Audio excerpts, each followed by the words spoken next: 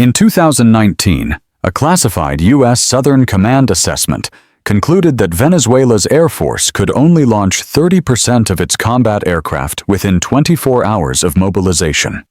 That report was restricted from public view.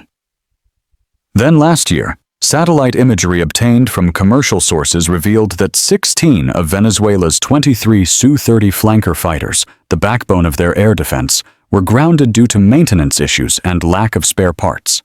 And just 3 months ago, a former senior Venezuelan Air Force commander defected to Colombia with documentation showing that Venezuela's pilots average only 25 flight hours per year, compared to 180 to 240 hours for American and NATO pilots. But the most shocking revelation came last month when a leaked Pentagon analysis concluded that in a hypothetical conflict, Venezuela's entire air defense network would collapse within the first 48 hours against modern air power. This isn't just another story about military readiness. It's about a massive gap between perception and reality that could lead to catastrophic miscalculations in a regional crisis. Welcome to the real state of Venezuela's Air Force, a collection of aging Soviet-era fighters and crumbling infrastructure masquerading as a modern military capability. What you're about to learn has been systematically hidden from public view, obscured by military parades and political rhetoric. The most consequential military developments don't happen in public demonstrations or announced weapons purchases. They occur in maintenance hangars, training programs, and logistical systems that keep complex military aircraft operational. And in these critical areas, Venezuela's Air Force is experiencing a collapse that few outside observers fully appreciate. Behind the facade of impressive Soviet-designed fighters and air defense systems, Venezuela's aerial warfare capabilities have deteriorated to a point where defense officials privately question whether they could sustain even basic air sovereignty operations for more than a few days in a crisis. Today, we're diving deep into Venezuela's air power crisis, revealing the technical realities, the shocking maintenance failures, and the real implications for regional security. By the end of this video, you'll understand why military analysts believe Venezuela's Air Force exists more as a political symbol than a combat-capable force, and why this matters far beyond South America's borders. Let's start with what's happening right now. Venezuela's Air Force was once among the most capable in Latin America. During the oil boom years under Hugo Chavez, the country invested billions in Russian and Chinese military hardware, building what appeared to be a formidable aerial warfare capability. On paper, Venezuela's current Air Force inventory remains impressive, approximately 23 Su-30 MHM. 2. V-flanker multi-role fighters, 12 F-16A/B Fighting Falcons acquired from the United States in the 1980s, 11 K-8W Karakoram light attack aircraft from China, and various transport and helicopter assets. Supporting these aircraft is a network of early warning radars, surface-to-air missile systems, and air defense installations spread across the country. This force structure, if fully operational, would represent significant combat power in the regional context. But the reality on this ground tells a dramatically different story. According to 3 independent assessments we've reviewed, from U.S. intelligence agencies, commercial defense analysts, and Venezuelan military defectors, Venezuela's actual air combat capability has degraded to critical levels across every dimension: aircraft availability, pilot proficiency, maintenance capacity, and logistical sustainability. The most visible indicator of this crisis is the sheer number of grounded aircraft. Analysis of commercial satellite imagery over the past 2 years shows that the majority of Venezuela's combat jets spend most of their time parked, often missing key components or covered with protective tarps that aren't removed for months at a time.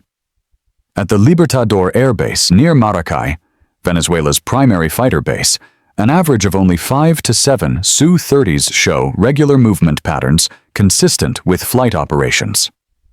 The situation with Venezuela's aging F-16s is even worse. Originally acquired from the United States in the 1980s, these aircraft have been cut off from official spare parts and support for over 15 years due to U.S. sanctions.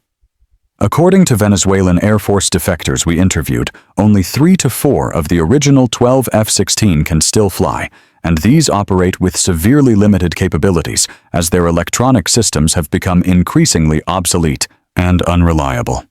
As one former Venezuelan F-16 pilot told us, "We were flying aircraft that should have been in museums, not combat formations. Critical systems would fail almost every flight, and we never knew if we would return safely."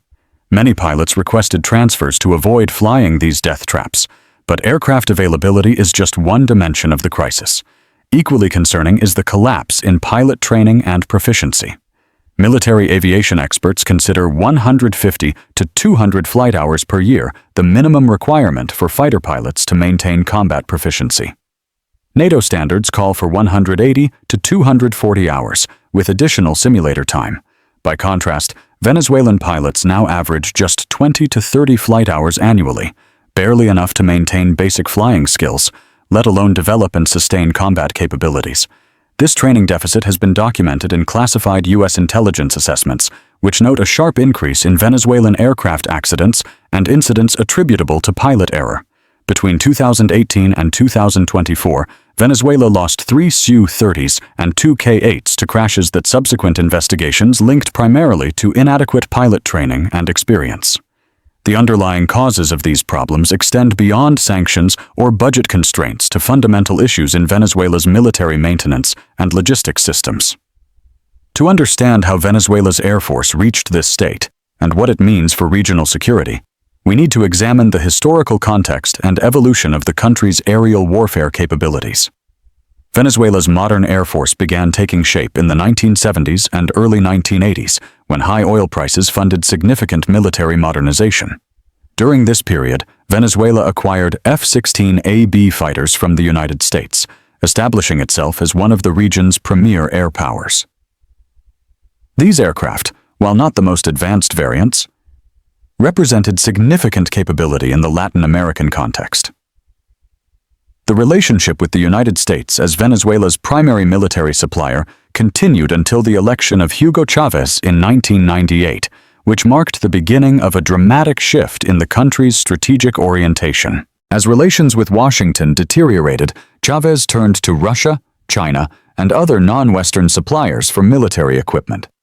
The pivotal moment came in 2006, when the United States imposed restrictions on military sales to Venezuela, citing concerns about cooperation with counter-terrorism efforts. In response, Chavez accelerated purchases from alternative suppliers, signing a $2.2 billion deal with Russia that included 24 Su-30 Mk-2V fighters. These aircraft, delivered between 2006 and 2008, were intended to replace the F-16 as Venezuela's primary combat aircraft. On paper, this transition seemed logical. The Su-30 is a capable multi-role fighter with impressive performance specifications. In some respects, particularly range and weapons payload, it offered advantages over the aging F-16ABs. What wasn't fully appreciated at the time, even by Venezuelan military planners, were the long-term implications of switching to Russian aircraft systems with their very different maintenance requirements, logistics chains, and operational philosophies. As one former Venezuelan Air Force general explained to us, the decision to buy Russian was political, not operational. Our entire infrastructure, training, and experience was built around Western aircraft. Suddenly, we had to create an entirely new support system for the Russian planes, and we never fully succeeded. This transition challenge was compounded by several factors that have accelerated the degradation of Venezuela's air capabilities over the past decade. First was the collapse in oil prices beginning in 2014, which dramatically reduced the government revenue available for military spending. According to budget documents leaked by former defense officials, funding for aviation fuel, spare parts, and maintenance decreased by approximately 70% between 2013 and 2018. Second was the intensification of international sanctions, which complicated Venezuela's ability to purchase spare parts and technical support, even from non-Western suppliers. While Russia and China continued some military cooperation, they increasingly required advance payment terms that Venezuela struggled to meet. Third was the exodus of technical expertise from the Venezuelan military, part of the broader emigration crisis affecting the country. As economic conditions deteriorated, many of Venezuela's most experienced aircraft maintenance personnel and pilots sought opportunities elsewhere, creating a brain drain that further compromised operational capabilities. As these challenges converged, Venezuela attempted several stopgap measures to maintain the appearance of air power while actual capabilities declined. This brings us to the current state of Venezuela's Air Force and the specific technical and operational limitations it faces. At the aircraft level, Venezuela's problems begin with basic availability rates. According to technical assessments conducted by defense analysts using open-source intelligence, Venezuela's Su-30 fleet now has a mission-capable rate of approximately 30 to 35%, meaning only about 7 to 8 aircraft can actually fly missions at any given time. This compares to mission-capable rates of 70 to 80% for similar aircraft in better-maintained air forces. The situation with Venezuela's F-16s is even more dire, with mission-capable rates estimated at 25% or lower. Most concerning are the specific maintenance issues affecting these aircraft. Su-30 fighters are complex machines requiring specialized maintenance and specific parts that must come directly or indirectly from Russia. According to Venezuelan Air Force defectors and technical analysts who have examined satellite imagery of Venezuelan air bases, the most common problems include failing avionics systems that compromise navigation and targeting capabilities, engine components reaching the end of their service life without replacement parts available, environmental control systems breaking down in Venezuela's tropical climate, causing electronics failures, hydraulic systems experiencing leaks and failures without adequate replacement components, and ejection seat and other safety systems becoming non-functional or unreliable due to lack of maintenance. One particularly revealing case involves the Su-30's AL-31F engines. These sophisticated power plants require overhaul every 1,000 flight hours at specialized facilities in Russia. According to maintenance records smuggled out by defectors, Venezuela has been unable to send engines for scheduled overhauls since at least 2018 due to financial constraints and complications from sanctions. Instead, maintenance crews have resorted to keeping a few aircraft operational by cannibalizing parts from others, a stopgap measure that results in ever fewer functional aircraft. Beyond the aircraft themselves, Venezuela's air defense infrastructure faces equally serious challenges. The country operates a mixed network of Soviet-age Russian air defense systems, including S-300 Diamante, 2500 long-range surface-to-air missiles, BUKM-2 medium-range systems, and various shorter-range defenses. While impressive on paper, these systems depend on an integrated command and control network that, according to U.S. intelligence assessments, has suffered from lack of maintenance, training deficiencies, and technical obsolescence. Particularly concerning is the status of Venezuela's early warning radar network. Satellite imagery and defector reports indicate that several key radar sites show little or no activity, suggesting they may be non-operational. Even functioning radars are increasingly vulnerable to electronic countermeasures due to lack of updates and modernization. As one former Venezuelan air defense officer told us, "The systems are like Swiss cheese, full of holes. We know from our own exercises that aircraft can penetrate our airspace without detection if they use even basic electronic warfare techniques." This deterioration in technical capabilities has been matched by a decline in human capital, the pilots, technicians, and support personnel who make an air force function. The exodus of experienced personnel has been particularly damaging. According to data compiled from defector reports and Venezuelan government documents, the country's air force has lost approximately 30% of its most experienced pilots and 40% of its senior maintenance technicians since 2015. Those who remain face severe constraints on training and professional development. The limited availability of functional aircraft restricts flight hours, while fuel shortages further reduce training opportunities. Simulator systems, which could partially compensate for reduced flight time, have largely fallen into disrepair due to maintenance issues and lack of updates. According to wargaming scenarios conducted by defense analysts, Venezuela's combat aircraft would likely suffer unsustainable losses within the first 24 to 48 hours of high-intensity conflict. More concerning is the probable collapse of Venezuela's integrated air defense system, which would leave the country vulnerable to aerospace dominance by an opponent. This vulnerability creates several potential crisis scenarios that concern regional security planners.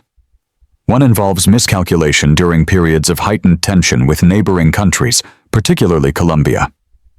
If Venezuelan leadership overestimates its air defense capabilities, it might take actions that provoke a military response it cannot effectively counter. Another scenario involves internal crisis and regime preservation. As Venezuela's military capabilities decline, the government may compensate by increasing rhetorical aggression or taking provocative actions to project an image of strength, behaviors that could inadvertently trigger external intervention. Perhaps most significantly, Venezuela's air power collapse creates a vacuum that external powers may seek to fill.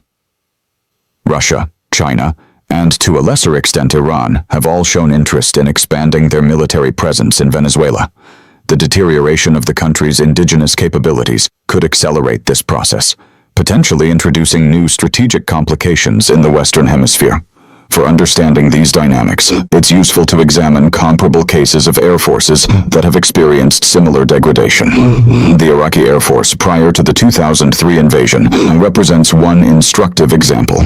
Like Venezuela, Iraq operated Soviet/Russian aircraft with increasingly limited maintenance capacity and training opportunities due to sanctions and international isolation. When conflict came, Iraq's Air Force proved entirely ineffective, despite once being among the largest in the Middle East. Similarly, the Libyan Air Force under Gaddafi experienced comparable degradation in actual capabilities while maintaining the outward appearance of strength. When NATO operations began in 2011, Libya's aircraft and air defenses proved largely ineffective, despite significant paper strength. The Venezuelan case, however, has unique elements that make it particularly concerning. Unlike Iraq or Libya, Venezuela possesses immense oil resources that could, under different circumstances, fund military regeneration.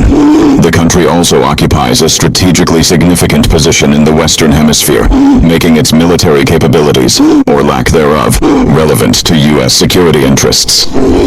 Additionally, Venezuela's political alignment with Russia, China, and other U.S. competitors creates potential for these powers to use the country's military vulnerabilities as an opportunity to establish forward presence in the region. Looking forward, Venezuela has limited options for addressing its air power crisis. The most direct approach, major new investments in aircraft and infrastructure, appears financially unfeasible given the country's economic situation. Even if funds were available, sanctions would complicate any significant purchases of Western equipment. While Russian and Chinese suppliers increasingly require payment terms Venezuela struggles to meet. Some analysts suggest Venezuela might pursue a strategy of focused capability, maintaining a small number of aircraft at higher readiness, rather than attempting to sustain its entire fleet. This approach, while pragmatic, would require acknowledging limitations that appear politically unacceptable to the current leadership. Another potential path involves deeper integration with foreign partners, essentially outsourcing aspects of air defense to Russian or Chinese personnel and systems. This would raise significant sovereignty concerns and likely provoke stronger responses from the United States and regional powers. The most realistic assessment suggests Venezuela's air power will continue to degrade for the foreseeable future, with increasing divergence between portrayed capabilities and operational reality. This degradation has important implications for regional security dynamics and U.S. policy. For American strategic planners, Venezuela's hollow air force presents both opportunities and challenges. The limited actual threat reduces direct security concerns, but increases risks of miscalculation and crisis instability. It also creates openings for strategic competitors to expand influence through military assistance and presence.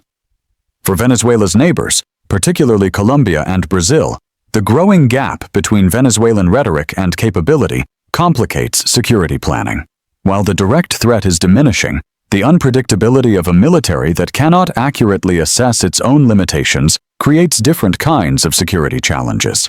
For the Venezuelan people, the Air Force's condition reflects broader governance failures.